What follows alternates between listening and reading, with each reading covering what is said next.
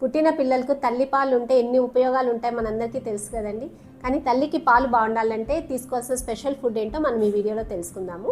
Hello everyone, నేను doctor Archana, gynaecologist from Proddatur. పాలు బాగుండాలంటే ముఖ్యంగా తల్లి బ్యాలెన్స్డ్ డయట్ తీసుకోవాలండి.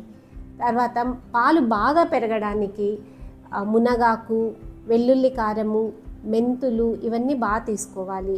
పాల పదార్థాలు బాగా తీసుకోవాలి. పాల పదార్థాలు అంటే పాలు, పెరుగు రెండును బాగా తీసుకోవాలి.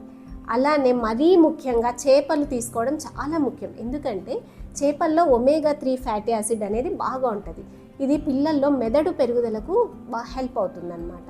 మామూలుగా పుట్టిన పిల్లల్లో మొదటి 2 సంవత్సరాల్లోనే మెదడు పెరుగుదల మ్యాక్సిమం అన్నిటికన్నా ఎక్కువ రీచ్ అవుతుంది.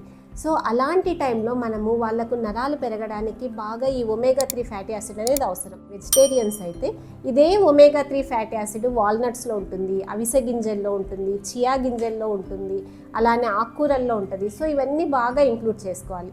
వీటన్నిటితో పాటు రోజుకు కనీసం 4 నుండి 5 లీటర్ల నీళ్లు తీసుకోవాలి.